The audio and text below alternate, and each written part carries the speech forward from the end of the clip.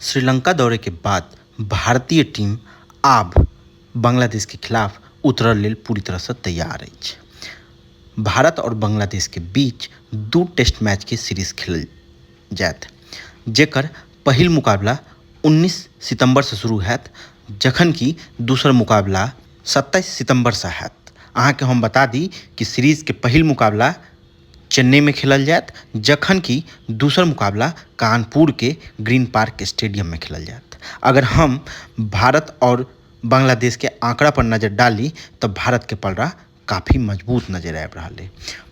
भारत के बांग्लादेश के खिलाफ अखन तक एकोटा मैच में हार के सामना नहीं कर भेटल है।